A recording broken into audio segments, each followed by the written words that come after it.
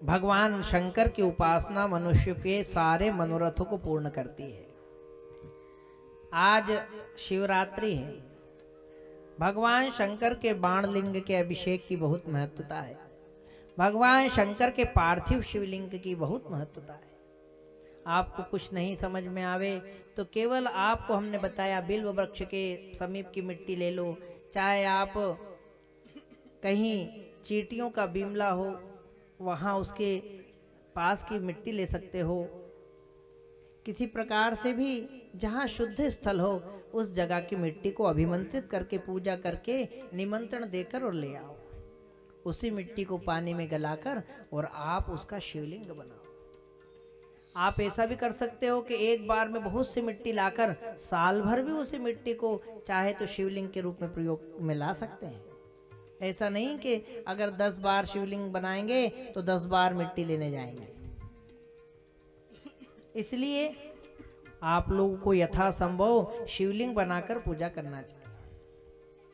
जो कुंवारी कन्याएं हैं जिनको विद्या प्राप्ति की इच्छा है वो रोज एक छोटे से शिवलिंग बनावें और उनको जल चढ़ा दें, भस्म लगा दें, पुष्प चढ़ा दें, कुछ धतूरा बेलपत्र मिल जावे तो वो चढ़ा दें और उनको एक दीपक लगा दें, एक धूप बत्ती लगा दें और एक भोग लगा दें। तो भोग लगाकर भगवान को प्रणाम करके और भले ही उसको उठाकर वापस गमले में विसर्जन कर दें, किसी नदी में विसर्जन कर दें, किसी कुएं में विसर्जन कर दें। अगर इसमें बहुत ज़्यादा समय भी नहीं लगेगा, जल्दी से मिट्टी गली अगर सुबह से रखी हुई हो तो थोड़ा सा वो बनाना है, बनाने में जो समय लग जाए 10-15 मिनट और पूजा में 10-15 मिनट, मुश्किल से आधे घंटे में पूरे भगवान शिवलिंग बन भी जाते हैं, पूजा भी हो जाती है, विसर्जन भी हो जाता है। अगर केवल मात्र इतना आधा घंटे का समय भी भगवान शंकर की उपासना में दो तो विद्या चाहने वाले को विद्या की प्राप्ति होती है। किसी को सुयोग्य वर प्राप्ति के लिए चाहिए, कर्पूर गौरम करुणावतारम संसार सारम भुजगेंद्र हारम सदा वसंतम हृदयारविंदे भवम भवानी सहितम नमामि। ये सबको मंत्र याद है। इस मंत्र को ही बार बार बोल कर पूजा की जा सकती है। भगवान शंकर का प्रिय मंत्र है। कोई भी सामग्री चढ़ाना हो तो आपको मैंने एक मंत्र सिखाया है, शिवाय नमः, शिवाय नमः।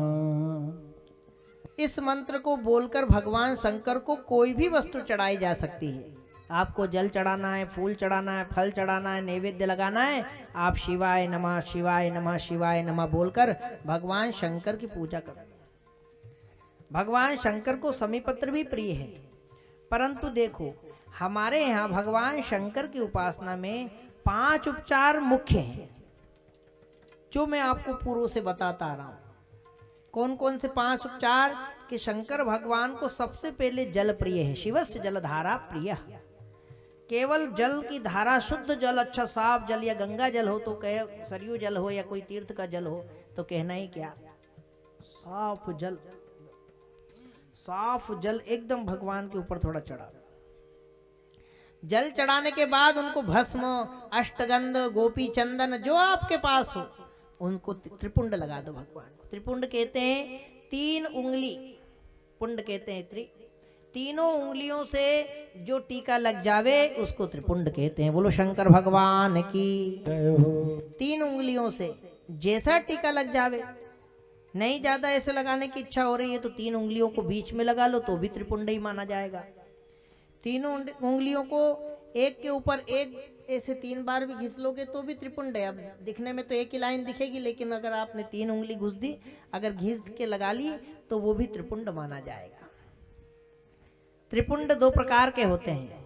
एक होता है ऊर्ध्वपुंड, वो भी 3 ही होते हैं, लेकिन जो विष्णु संप्रदाय, राम संप्रदाय, रामानुज संप्रदाय आदि के जो होते हैं वो भगवान विष्णु का भी त्रिपुंड ही धारण करते हैं। बस वो सीधा रहता है और शिव भक्त जो है आड़ा लगाते हैं, लेकिन है दोनों ही त्रिपुंड। बोलो शंकर भगवान की।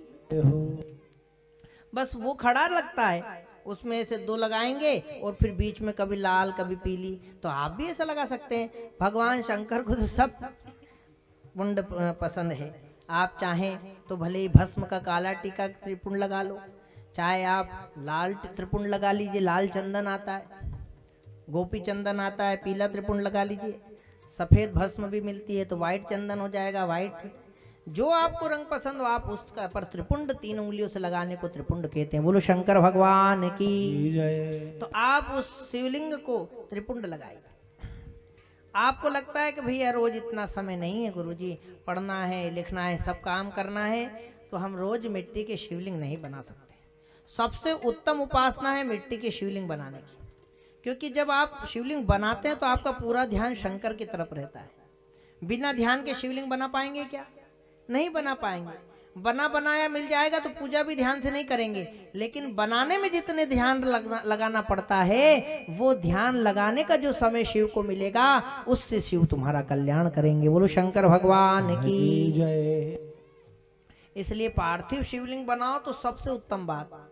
नहीं बना पाए तो फिर कम से कम जो घर में शिवलिंग हो, और नहीं हो तो ले आओ, क्योंकि बिना शंकर के आपके घर में अगर शिवलिंग नहीं है तो बाकी आप करोड़ों देवी देवताओं को सिंहासन में बिठाए हुए हो तब भी वो पूजा को स्वीकार नहीं करते। बोलो शंकर भगवान की जय। नारायण भी बिना शिव की पूजा के उसको स्वीकार नहीं करते। आपके यहाँ भी आपको कोई ऐसा स्थान बता दो जहां जिस क्षेत्र में केवल विष्णु का ही मंदिर और शंकर का नहीं हो, ऐसा कोई तीर्थ बता दो आप। या ऐसा तीर्थ बता दो जिसमें शंकर के ही मंदिर हो और उसमें विष्णु का, कृष्ण का एक मंदिर ना हो, राम का बता दो।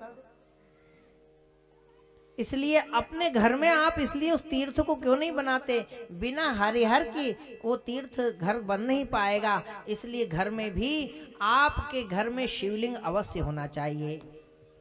लेकिन उसका प्रमाण है, बहुत प्रेम हो गया, इतना बड़ा शिवलिंग ले आए और मालूम पड़े कि ना उठ रहा है ना हिल रहा है, तो ऐसा शिवलिंग लाने से भी क्या मतलब। इसलिए कहा कि 12 अंगुल तक का शिवलिंग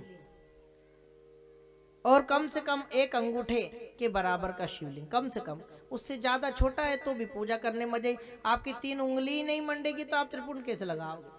अब आप 1 अंगुल का तो ले आए शिवलिंग, अब 1 अंगुल के शिवलिंग में 3 उंगली कहां से लगाओगे त्रिपुंड? इसलिए कम से कम इतना बड़ा तो हो कि हाँ अंगूठे बराबर है तो उस पर 3 टीकी तो लगी जाएगी। वो शंकर भगवान की जय हो। इसलिए कहा कम से कम शिवलिंग थोड़ा बड़ा रहे, 1 अंगूठे के बराबर कम से कम बड़ा रहे, और ज्यादा से ज्यादा 12 अंगुल। इससे बड़ा शिवलिंग घर में नहीं रखना चाहिए। इससे बड़ा की पूजा करने की इच्छा हो तो मंदिर में बड़े से बड़े शिवलिंग के रूप में भगवान शंकर विराजमान हैं। बोले शिव महापुराण की जय हो। तो इस प्रकार शिवलिंग की उपासना की महिमा मैं आपको बता रहा हूं कि भगवान शंकर की पूजा में 5 चीज सबसे ज्यादा जरूरी है। एक तो है कि उनको जल जरूर चढ़ाओ, चाहे मिट्टी के ही शिवलिंग क्यों ना बनाओ, उनको भी जल चढ़ता है।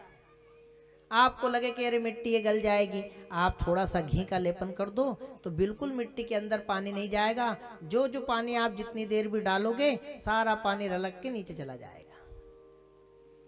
आप घी का लेपन कर दो, और बिना घी के प्राण प्रतिष्ठा होती भी नहीं है। शिवलिंग बनाएंगे अगर मिट्टी का तो पहले एक बिलपत्र में घी लगाकर और उस बिलपत्र को भगवान शंकर के ऊपर फेर दो, या आपने हाथों की उंगलियों से भगवान को घी का लेपन कर दो तो उसमें भगवान शंकर की प्राण प्रतिष्ठा हो जाती है। बोलो शंकर भगवान की हो। घी इतनी उत्तम व्यवस्था है। क्यों घी को प्राण प्रतिष्ठा में क्यों प्रयोग किया गया? क्योंकि संसार में कोई भी सीधा घी नहीं बना सकता। बताओ दूध में घी रहता है कि नहीं रहता है? आपने दूध लगाया या डेयरी से लाए तो भी उसमें अगर वो गाय का भी है, भैंस का, जैसा भी मिले, तो दूध में घी रहता है कि नहीं रहता है? तो आपसे कहें कि भैया घी है तो एक काम करो, हाथ डालो और घी निकाल लो, दूध रहने दो। कितनी बड़ी बड़ी भी मशीन आ गई तो उसको भी तो प्रयोग तो करना पड़ता है ना। अब दूध में घी था लेकिन वो खाने योग्य था क्या? सेवन करने योग्य था? हमारे शरीर में जो घी की पुष्टि होती है, जो घी देता है, वो केवल दूध देगा नहीं। और वही दूध जिसमें घी था लेकिन दिखाई नहीं दे रहा था। दिख रहा था क्या? दूध में तो घी तैरता हो नहीं दिखता। लेकिन जो दूध 2, 4, 10 दिन में खराब हो जाता है उसी दूध से प्रकट हुआ घी हजारों साल चल जाएगा। बोलो शंकर भगवान की। जय हो। अगर उसकी रक्षा करो तो। क्यों? क्योंकि सालों साल चलने वाला घी उसी दूध से प्रकट किया गया। क्या किया गया? ऐसे अगर आपसे कोई पूछ ले कि भैया एक पत्थर की मूर्ति में कैसे आप पूजा करोगे, आप कहते हो शंकर कंकर कंकर शंकर है, तो आप रास्ते में चलोगे वहां पर भी पत्थर पड़े हैं, फिर उस पे भी लात रख रहे हो, वो भी तो शंकर हैं। तो आपसे कोई ऐसे प्रश्न भी कर सकता है, तो उसका उत्तर यही देना है कि देखो संसार में जितने भी पत्थर है सब में भगवान शंकर का वास है, पर वो पूजा करने योग्य नहीं है। बोलो शंकर भगवान की। जय हो। जैसे दूध में तो गौ के थन से निकलने के बाद ही उसमें घी था, पर वो घी खाने योग्य नहीं था, ना हाथ में लेने योग्य था, ना देखने योग्य था। लेकिन जब उस दूध की प्राण प्रतिष्ठा की जाती है तो उसका शोधन किया जाता है, उसका दही बनता है, छाछ बनती है, और जब वो अग्नि में मक्खन तपता है तब जाके वो घी का रूप लेता है, तब जाके वो घी का रूप लेता है। तो घी क्या हुआ? प्रकट हुआ। दूध में था तो, पर वो प्रकट नहीं था, और जब तक प्रकट नहीं हुआ जब तक कोई काम का नहीं है। ऐसे पत्थर पत्थर में शंकर हैं, परंतु जब तक उनको प्रकट नहीं किया जाए तब तक वो कोई काम के नहीं है। बोलो शंकर भगवान की जय।